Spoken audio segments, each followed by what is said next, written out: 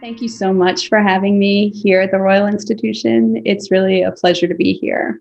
As Lisa mentioned, I'm joining you from New York, where I'm on the faculty at New York University, and I'm an ethnographer of organizations. In general, what I'm interested in is what people do at work and how they work together. And I've mostly studied science and knowledge workers. So I spent time in biotech labs, semiconductor equipment plants, studying film production crews, and I look at how people work together, how they solve problems, how they coordinate their, kind of interdependent stuff.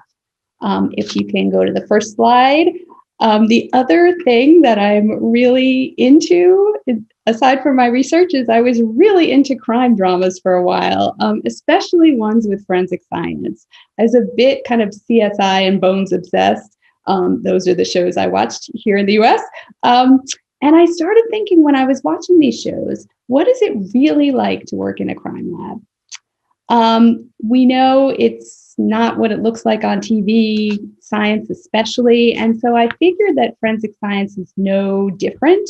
I knew what bench science actually looked like.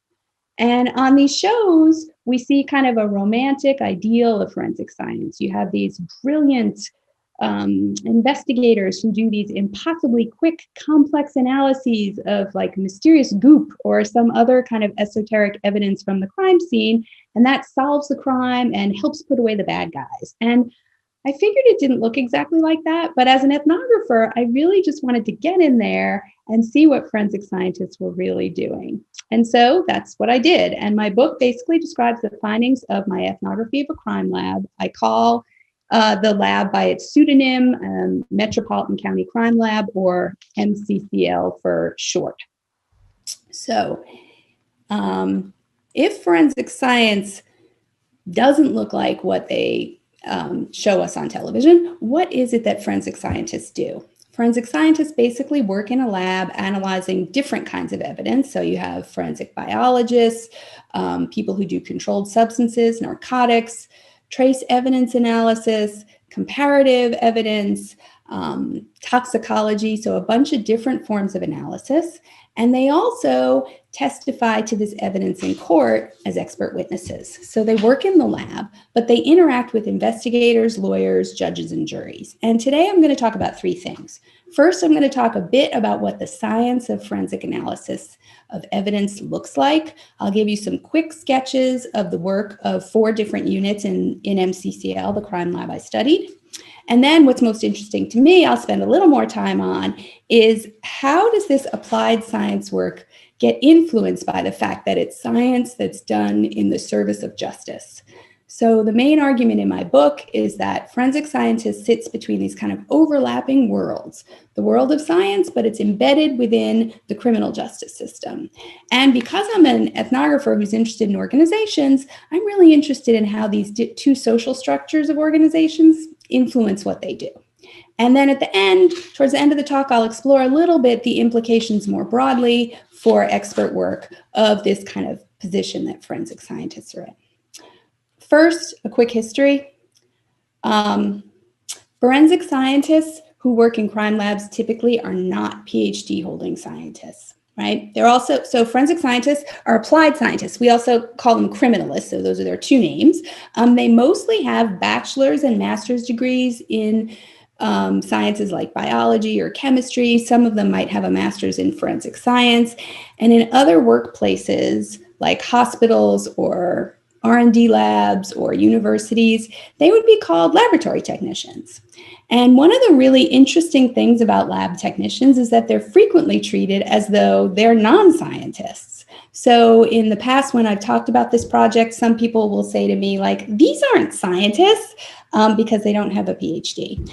However, if you think about this historically and also currently, much of the work of science is actually done by technicians. So in my mind, they're kind of the unsung heroes of science. Historian Steve Chapin pointed out that technicians' work has been invisible since the early days of science. The image I'm showing you now is an image in his paper of some technicians working on an air pump, Chapin studied the development of Boyle's air pump, and Boyle apparently had like a whole house full of assistants. They were doing experiments. They were writing down his every word. He never wrote down his own protocols. But the only time they appear in his records of experiments is like when something blows up or otherwise goes wrong in the laboratory. And this kind of image that you see here with actual people is actually quite rare. So in the 1600s, these kinds of images that were being drawn of laboratories had little angels instead of people doing the work. So you just don't see the technicians, even though we know that scientists depended on technicians to do the experiments that were supporting all of their work. And we also know that science has never really been an individual activity, but a communal activity, both within a scientific community, but also within the laboratory itself, with all these people helping out. And this is equally true in modern science. However, one of the things that Chapin says in his paper is that it's really difficult for historians to get a handle on the role of technicians because there's not really much written in the historical record about them. And in contrast, as an ethnographer, I didn't have that problem because what I do is I go into a modern organization, much like an anthropologist would visit a tribe, and I spend time with the people there who are doing the work. I watch them, I ask a lot of questions, and try to understand the perspective of the people who work there. And so that's what I did for this book. Essentially, I spent a year and a half at a crime laboratory in the Western United States. I went to the lab usually around 3 days a week. I sat with the criminalists at their benches, at their desks, working on their computers. I went to lunch with them. I went to their meetings. I attended all their trainings with them. And occasionally I went with them to court. And from that, I developed a sense for what it is that actually goes on in a crime lab. And I think that what I found is that you can think about forensic science as expert work that is at the intersection of science and law. So forensic scientists are applied scientists who do bench science, and they're working really hard to do good science from the perspective of the broader forensic science community. But at the same time, they're providing facts to the criminal justice community. And by interacting with the police, with investigators, with district attorneys, judges, juries, both before the analysis that they do and also after they finish and they have their findings. And so they have to communicate the science to all these people in the criminal justice community. In addition, the organizational structure of crime labs is embedded within the criminal justice community. So at least in the United States, crime labs are kind of this historically contingent patchwork quilt of jurisdictions. So we have laboratories in the US that report to criminal justice agencies like the FBI, the Departments of Justice, which are state level labs, police departments, sheriff's offices, district attorney's offices. So all of these agencies, basically, if you're a crime lab director, you report to somebody in a criminal justice agency, and that person controls the budget of your laboratory. So there's an organizational structure that they work within that's criminal justice. Then also, inside the crime lab, they're embedded in these two worlds, and that means they're dealing with norms and practices from both of these worlds. So if you think about it from the science perspective, what you see in a crime laboratory is people who look like scientists, right? They sort of follow the norms of science, communality, universalism, disinterestedness. They organize skepticism, right? They're working together to create forms of objective and communal knowledge about the world. They're very cautious and skeptical, and they're doing bench science. They're sitting at a bench doing all of sort of the normal practices of bench science. At the same time, they're working within this legal system, and with the law, the norms are different. The law is about fairness. It's very bureaucratic. The accountability is very important in the law. At the same time, the legal system in the United States is very adversarial.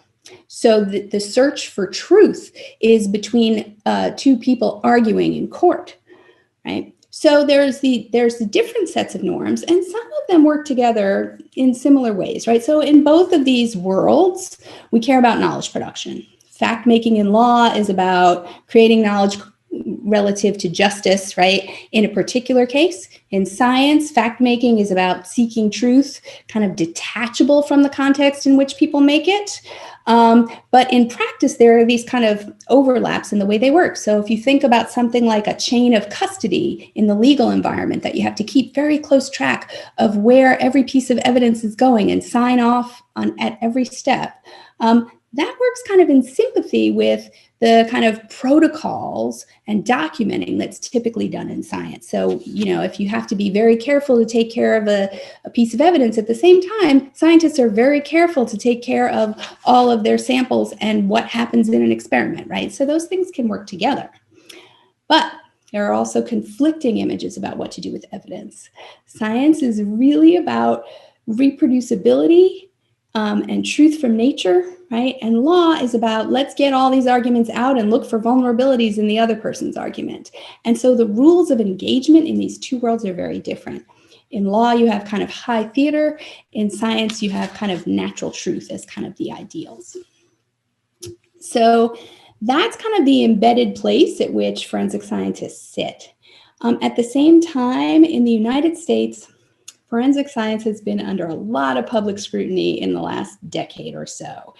I would say in general, as science and technical work has permeated the economy and information has really become widely available, science has lost some of its authority. Science findings are widely reported. The institutional environment of science is interpenetrated with government, foundations, private industry, right? And science in general has come under more scrutiny. Forensic science even more so, since it's embedded within a publicly funded criminal justice system, right? And so just as I started my study, the National Academies of Science came out with a big report about forensic science. And basically what they said is, the scientific basis of forensics really needs reinforcing. There's a lack of training and standardized procedures. The whole system of forensic science lacks resources, so they recommended creating a new federal agency. And kind of, as you can see from the quotes I'm showing you, the report really singled out DNA profiling as being the only forensic science that's thoroughly grounded in scientific principles and practices, and said that the rest of the disciplines involved in forensic science did not have the same degree of scientific rigor. So there's been attention drawn basically to the practices of crime labs in recent years. And although that the report kind of brings out these differences, I wanted to start from the premise of all forensic science really follows the same arc in terms of what it is that people do. So when evidence is brought to the lab by investigators, criminalists, the first thing they have to do is kind of make it more orderly. It's messy from the crime scene, right? And then they have to analyze it and write a report that gets released in order to be used by the criminal justice community. And like all science work, the analysis itself requires interpretation and judgment. But this isn't a monolithic group of scientists that are all the same, right? Each forensic discipline draws on different forms of biological and chemical analysis. And there are differences in the amount and the types of interpretation that their analysis requires. So as one chemist pointed out to me, I was kind of saying, well, what do you think about this NAS report saying you lack a scientific basis? And he said, well, when you put a mysterious white powder onto the infrared spectrometer and it comes back as cocaine base, 1,000 people could put that sample on there, and they sure as heck better all say cocaine base. There's no room for interpretation or even discussion. And he contrasted it and said, versus the other end of the spectrum, bite mark interpretation. Most forensic scientists are pretty hesitant about that. So there are degrees of interpretation and they differ across these different groups. And so I'm going to give you a quick sketch of what the lab work looks like in the 4 units of MCCL that I spent the most time in. I'm going to start with toxicologists. What forensic toxicologists do is basically detect and identify drugs and poisons in the body, so in body tissues, fluids, and organs. And in the lab that I studied, they got about 15,000 samples of blood and urine a year to analyze. So that's a lot of samples. The analysis itself is pretty straightforward. An analyst will process 90 samples at a time on a gas chromatograph in order to detect blood alcohol content, for instance. The instrument that they use, and you see one here on the screen, is quite accurate. The results don't require a lot of interpretation. However, what it does require is obsessive attention to detail to make sure that all the samples are labeled and transferred correctly throughout the process, and the results end up getting matched to the right individual. And toxicologists kind of call themselves the OCD unit because they're so obsessive about stuff. And they told me, oh, occasionally you get a normal person who comes to work in toxicology and they annoy us all by not labeling things correctly or returning samples to the right place. So that's what toxicology looks like. Narcotics analysis also do drug identification, and they use some of the same chemical methods as toxicologists, but they're identifying drugs outside the body. In addition, so what they're doing is basically chemical analysis to determine whether what's submitted to them is actually a controlled substance, and they also have to weigh it because that matters for sentencing. In the lab that I studied, they occasionally use the same kind of instruments that the toxicologists used. More often, however, they were doing wet chemistry at the bench. So what they were doing is sitting at a lab bench, adding reagents to a sample to see if it produced a particular microcrystal, because all these different microcrystals are characteristic of particular known controlled substances. And so they look at it under a microscope. Over half of the controlled substances that were submitted to the lab I studied were identified as methamphetamine. And that creates crystals, for instance, that look like clothespins when you add gold chloride to it. So that's just an example of what they might do. The image that I put up here is not clothespins. That's not methamphetamine. It's actually an image of what cocaine crystals look like under a microscope. So you can kind of see this is what a narcotics analyst would see when he was testing or she was testing for cocaine. And in narcotics, what I found is that the forensic scientists who did narcotics were really curious about what it is they had in their bag of controlled substances for the day. And they really liked the variety and they liked the wet chemistry. One of them told me, I don't want to do the same thing 12 billion times a day. Some people might want to take all their drugs, put them in methanol, throw it on the gas chromatograph and be done with it. But that would bore me to death. So they were very curious about like sort of solving, what do I have here in my bag? Okay, so that's narcotics. Forensic biology, as I noted a minute ago, DNA profiling is really the discipline that all other forensic sciences have recently been compared to.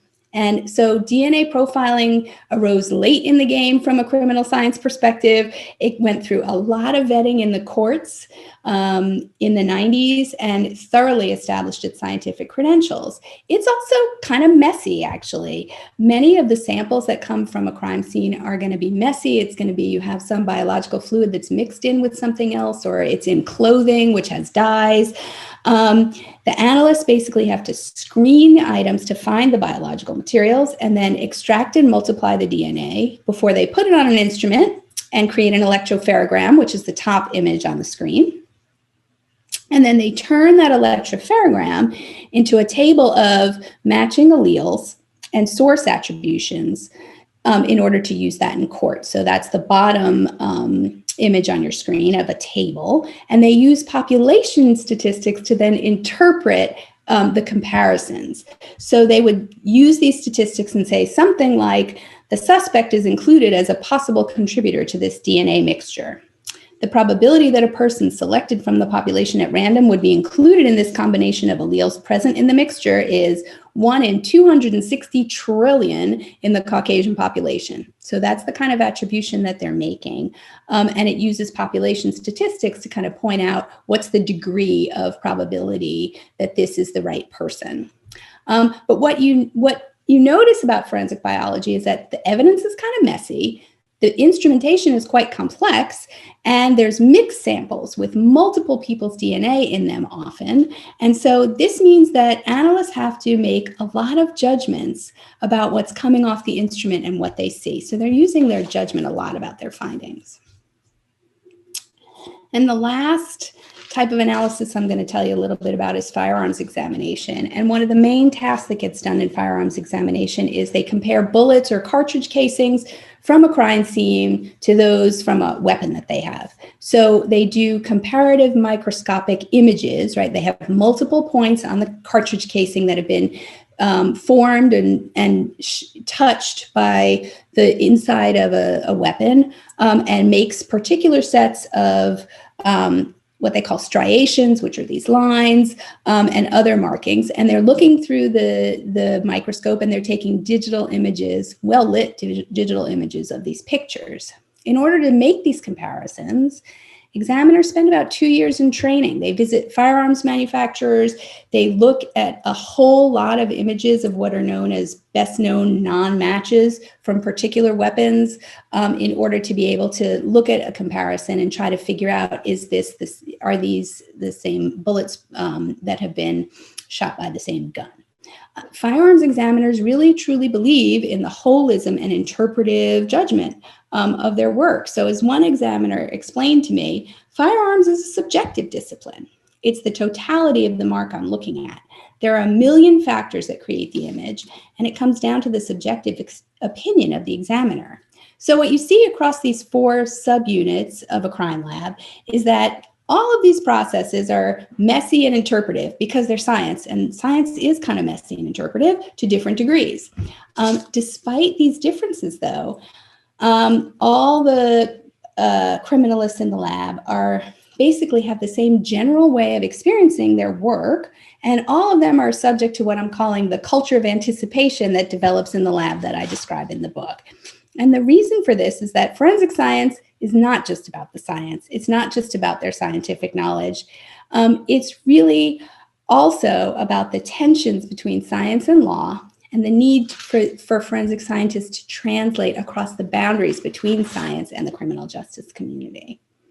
So I'm going to tell you a little bit more about this by describing a couple stories about the real moments of tension that forensic scientists experience at this boundary. And the first one I want to talk about is the courtroom.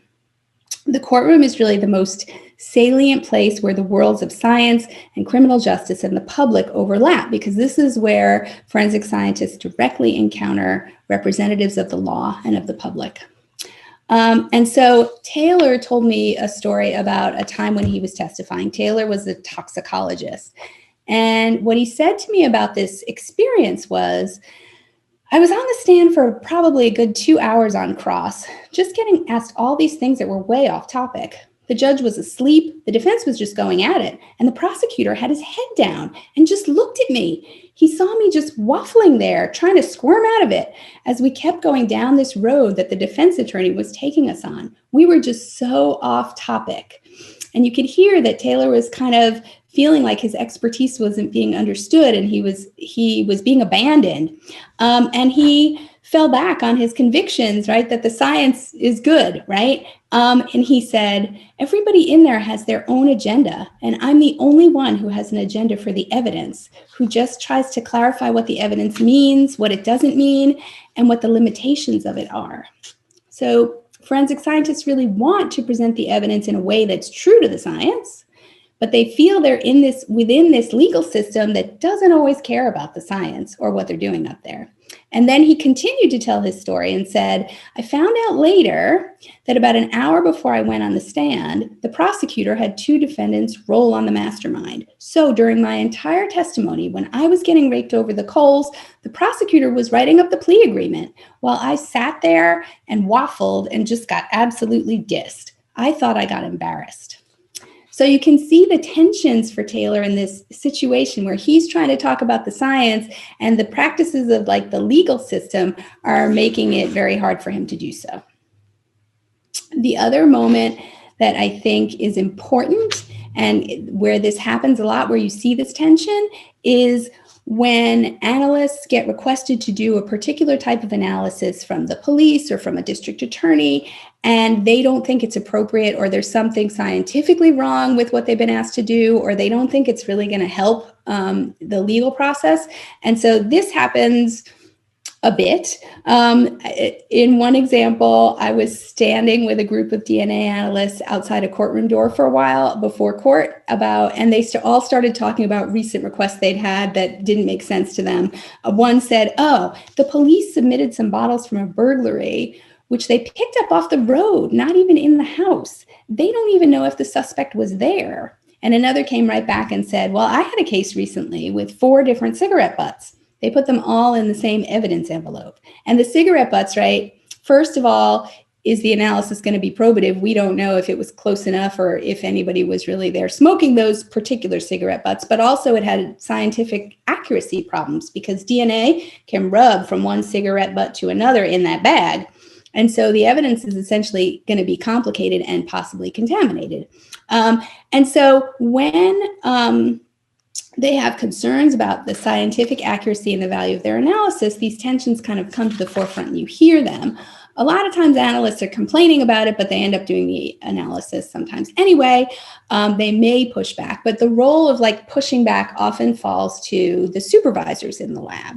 So I was sitting with one of the supervisors in the comparative evidence unit, and she was telling me about this case where the district attorney wanted the firearms examiners in the lab to help function test a baton that had been used in a crime.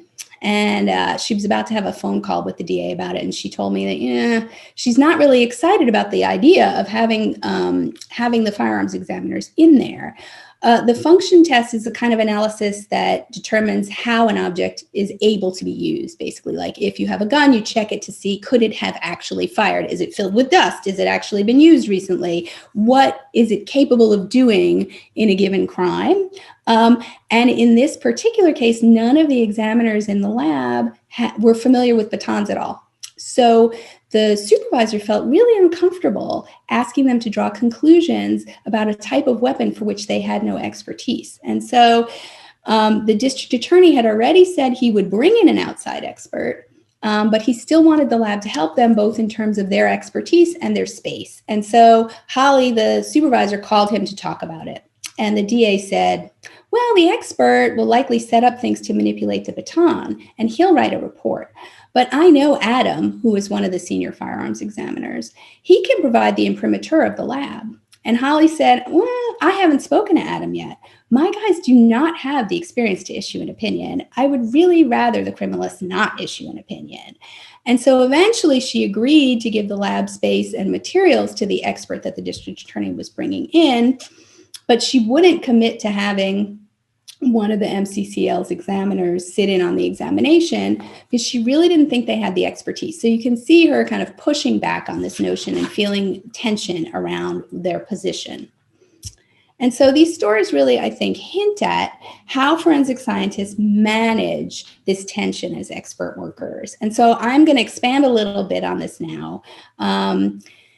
In the lab, I argue in the book that they develop what I call a culture of anticipation. And what I mean by that is that they have a set of practices that they use regularly, both in and outside of the lab, to help them communicate their expertise and deal with this translation problem. So first of all, they have to translate the science for non-experts, because they know their work's going to get used in a courtroom, and attorneys, judges, and juries need to understand what they found. So they anticipate and they kind of incorporate what they think is likely to happen inside the legal or criminal justice community into what they do inside the lab. So forensic scientists spend a lot of time thinking about the language and the tools that they use to communicate. They create these beautiful digital images of bullet comparisons. They create metaphors for scientific processes, such as Xerox copying for how DNA gets multiplied. And these help them to show their results in ways that are both true to the scientific facts and at the same time understandable by the lay people who are going to see them in the legal community. At the same time that they're doing this translation, they're also really trying hard to educate the community and the public. They have a lot of training sessions. They're projecting their science outwards, basically. They're carefully negotiating, as you just saw with the legal community. Maybe it's, we're going to tell the prosecutor why the lab is not going to analyze the hundreds of beer bottles picked up at the bar where the knife fight was, or they're explaining, like, why is it that the gunshot residue found on the hand of a suspect doesn't necessarily mean that the person fired a gun, right? So they're doing a lot of translating and educating. And I'm going to break this down a little bit more and tell you a little bit more about how they do that. So so there's a bunch of practices that help them anticipate their audience and help them to kind of do this translation. Part of the problem and the reason why they feel like they have to do translation is that once their findings leave the lab, criminalists kind of lose control over how their findings are interpreted. So they'll talk often about how their work gets misinterpreted by lawyers because they don't get to lay out the evidence themselves. And the discussion is basically in a courtroom is totally controlled by the questions of the two attorneys in the room. And it's a very structured examination, cross-examination process. They don't get to tell you what the evidence is. They have to answer a set of questions posed by the attorneys. And as a result, they say they can sometimes feel like a puppet. Some of them use the term puppet. Other ones use the term pawn. I'm like a pawn in the attorney's game because the attorneys are arguing and they can't just step in there and talk. So they have a bunch of strategies for translation that help them to make their findings more intelligible and understandable, as well as more legitimate. The first one I'm going to talk about is the language that they use in their reports. I spent a day with Meredith, who was a chemist, and she was writing up a report for a gunshot residue case. And in the case, the gloves she had tested arrived in the lab in a paper bag with a couple of other items in it. It had a hat and a sock and 2 gloves. And 2 years earlier at the time of the crime, they had tested the swabs from the suspect's hands, and they didn't find GSR on the suspect's hands. It's 2 years later, the case was then going to court, and the DA requested that the lab test the gloves. And Meredith had taken the gloves in and tested them and found 1 GSR particle on each glove. However, she would not be able to say that the GSR came from the gloves because, again, in this instance, they're packaged together with other items, and GSR is extremely light, actually, gunshot residue, and it travels. So wind blows GSR, right? And so in her conclusions, what she typed was, particles containing lead, antimony, and barium were detected, considered characteristic of gunshot residue. She then followed this with 2 more sentences from a list of GSR conclusions that were pinned to the wall above her desk. One said, the area may have been exposed to a discharged firearm or been in close proximity to the discharge of a firearm. The area may have been in contact with a surface bearing gunshot residue. So you can see these items basically are the standard language that the lab has developed to put in their conclusions. And they use this kind of cheat sheet to make sure that they say it the same way every time. They feel more comfortable because they're saying may, because they really know from the science, from the perspective of the science, that the GSR might be on somebody's hand, but it could have blown there from somewhere else. Right? And so they want an accurate representation of what they found, but they also know that it needs to be understandable in the courtroom. So they have standardized their language in their reports to try and communicate that. The other thing that happens is what I call hedging expertise when they get on the stand. So in court, forensic scientists really feel that they need to bound their knowledge in a particular narrow area of forensic science. So they really can only testify to scientific analysis where they've been formally qualified, where they've gone through all the training on cases and taken all the exams and qualify as an analyst in a particular area. And so when they're on the stand, they use their language to frame their judgment very narrowly when it comes to areas for which they aren't qualified.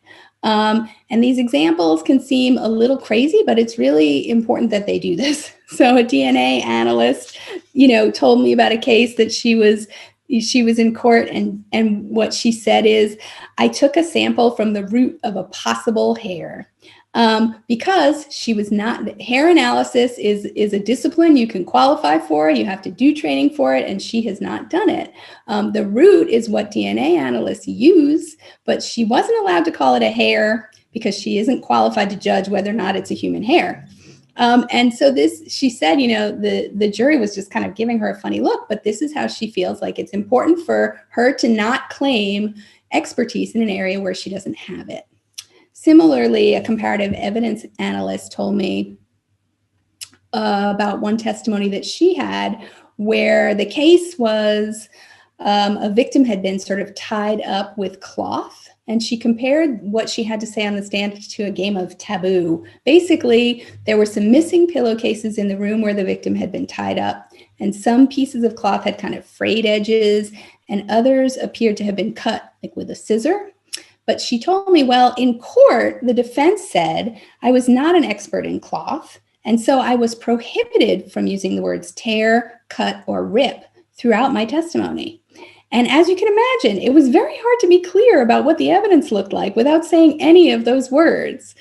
And so it seems a little bit kind of extreme, but in fact, it's important from the perspective of doing translation that these experts narrowly delineate where they have expertise in order to maintain their legitimacy on the stand. And the way they learn to do this is by a lot of rehearsals. So forensic scientists, I was surprised to see this when you go into a lab, but they're practicing what it's like to be in court.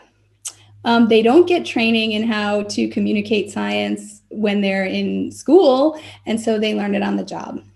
I attended a mock court session. It was a big workshop with a bunch of people at a professional meeting. And in this session, what they did was the trainee criminalists had a session where they testified in front of experienced criminalists who were playing the attorneys and the judge.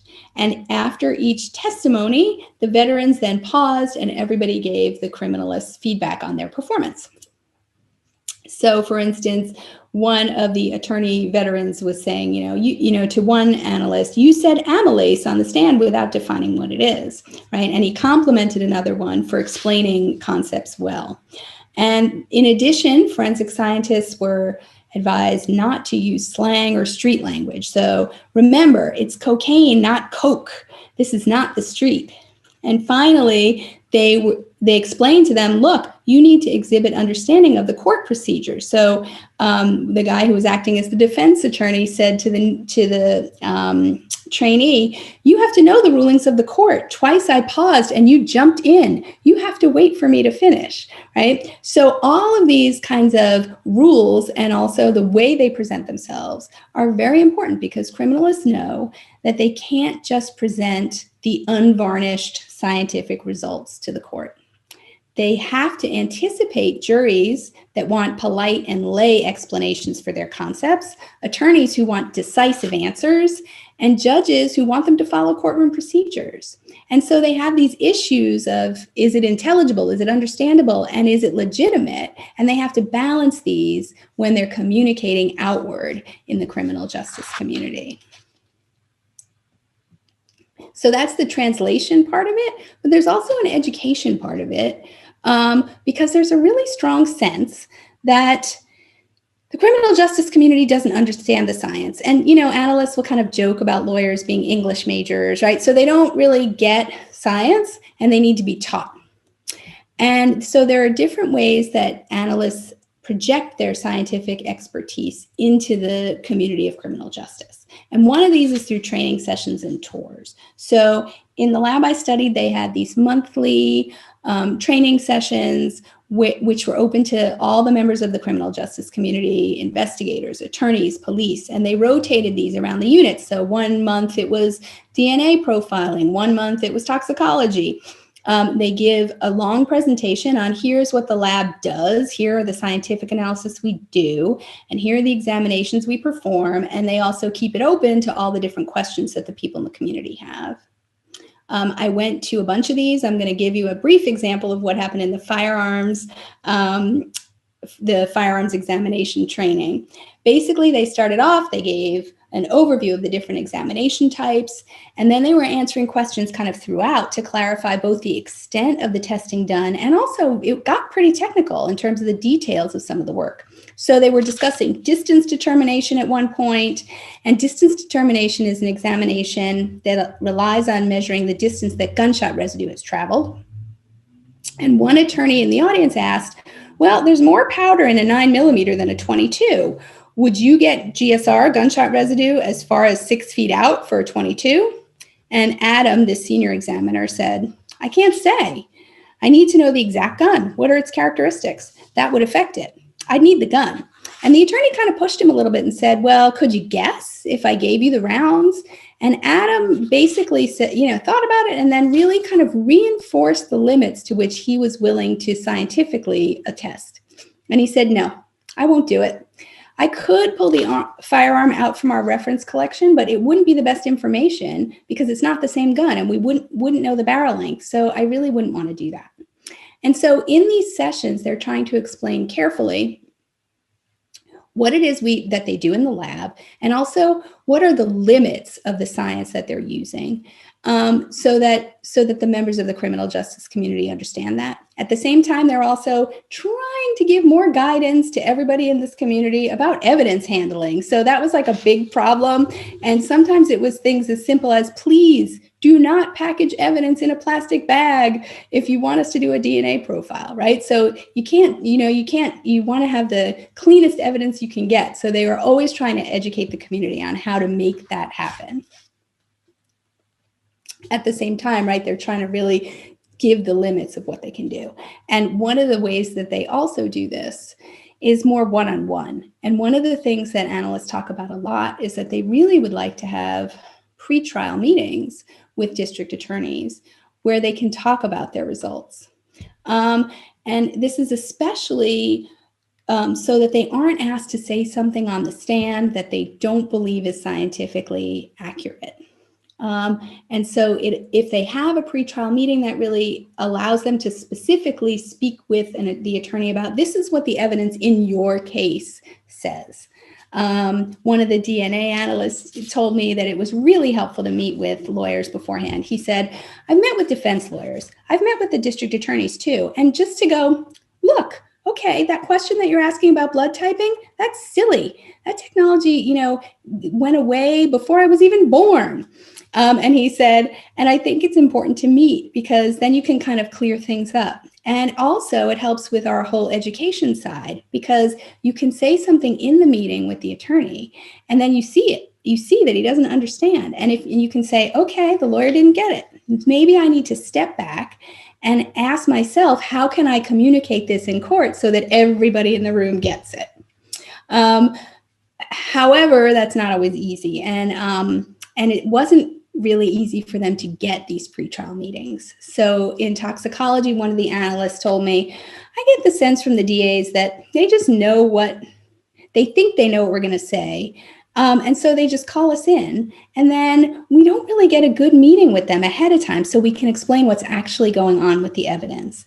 Some of my best testimony experiences have been with DAs who have prepared ahead of time, that have come, and I've sat down with them, and we've gone through all the potential issues with the testimony.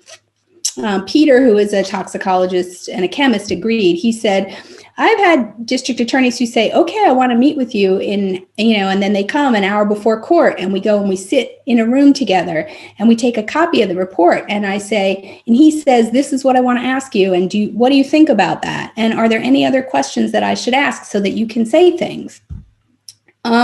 He said, but that doesn't happen all the time. It is kind of more on the rare side. I realize sometimes they're in a rush, but still in terms of preparation, they should do that. And pretty much all of the forensic scientists I spoke to agreed that pre-meetings really do help their testimony to go more smoothly. It helps the attorneys know what questions make sense and what doesn't, but that they're exceedingly rare. So I was in the lab for 18 months, and in that time, I only saw one pre-meeting actually happen. Then the third way in which this education happens, I already sort of gave you an example of how a supervisor did this, but resisting requests. And that often falls under the purview of the supervisors. So when Holly kind of pushed back against the DA, when he asked if the firearms examiners could look at this baton, if the supervisors or the analysts feel they don't have the appropriate expertise, or that the analysis isn't going to add anything probative, they really do try to explain why. So in addition to that example, for instance, an analyst in a chemistry unit who was doing a trace evidence case explained this case in a unit meeting that I attended, right? And he said, I've got this domestic violence case.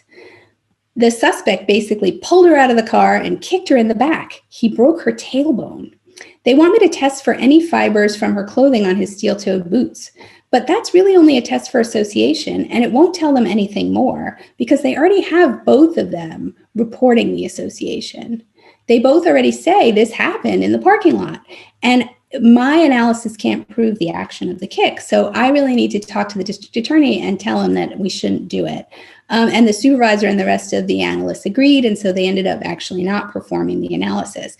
He could have done it. It would cost money. And also, he felt that the scientific findings wouldn't really add anything to what the case that the district attorney had, because he already had the word of both the suspect and the victim in order to support that association. So what you see in these education attempts is that forensic scientists really have absorbed elements of this legal community into the lab, right? So they are very strongly concerned that they're not going to say anything that they don't think is scientifically sound. At the same time, they do feel like if this doesn't seem like it's legally going to be probative, it's going to tell you anything new or important, then we shouldn't do it because we have a lot of cases, right? So there's a sense in which both of these things are going on. They're doing lots of translation work out, and they're also taking the science and trying to make it clear to people. So they have many, many practices of anticipation to try and deal with the tensions of science and law. They translate, they rehearse their language to try and make the science clear and useful. They try really hard to educate the community on the limits of the science, on what their findings actually mean. But even with all of this work, educating, translating, and anticipating what it is that the legal community is going to do, one of the things that's really interesting is that forensic scientists are really still treated in many ways exactly the same as Chapin's invisible technicians of the 1600s, right? They are low status members of this community. They're often made to wait at the behest of the attorneys. So, what you see is that they are doing their jobs and they want to help, but the attorneys are ignoring them. So one of the things is that they get a giant pile of subpoenas in every unit of the lab. And so you go in the beginning of the week and somebody's sifting through these subpoenas. I went into toxicology one day and Jason, one of the analysts, was going through his pile. And he's looking at it and throwing it right in the garbage, looking at the next one, throwing it in the garbage. And I said, at this point, I realized that they don't actually get called to testify very often. And so I said, you're not going to go to those, huh? And he said, of these, the subpoenas, about 2% of them they might call you on. And of those that they call you on, you might go to testify at a third of these. So they know it's pretty rare in terms of the actual experience of testifying. At the same time, what often happens is they get called at the very last minute to testify without any advance notice. And they're expected to kind of run over to the courtroom. So every forensic scientist had hanging in their cubicle a suit for the courtroom that they couldn't obviously wear in the lab, and a pair of courtroom shoes, because you need to have heavy shoes for the lab. So they keep these things in their cubicles just in case they get called at the last minute and they have to run over to court. And so that's one of the ways that they're kind of at the beck and call of the legal system. At the same time, the way that the criminal justice community is structured, even when they go, they often have to wait. So I mentioned earlier the stories that the DNA analysts were telling outside the courtroom about evidence handling. And the reason was we were all standing outside waiting for one of them to go in and testify. And we'd been out there for an hour and they were chatting about all sorts of things. But after an hour, they started wondering, like, where's the district attorney? And one of them said, it would really suck if he called us over here and he's not even in the courtroom. And the person who was waiting to testify said, well, originally he subpoenaed me for Monday. And I'd written on the subpoena form that I wasn't available on these dates, but he apparently didn't read the form. So on Monday, he called me and he left one message at first saying if he wouldn't need me. And then later on in the day that I needed to come in, but I wasn't here. So here I am today. So you get the sense that they're not always like paying attention to what the analysts are doing. Another time I was going with the toxicologists to give their training in the district attorney's office. And so they changed their strategy. They had been giving trainings in the laboratory, but not a lot of the district attorneys were showing up. Other members of the community were showing up, investigators, police, defense attorneys, but the district attorneys weren't showing up. And so they changed their strategy and they started taking the training to the district attorney's office on days that they had like furlough days. So they went in, a whole group, the entire group of toxicologists to give a training session in the DA's office to the unit that does the DWI cases that driving while intoxicated.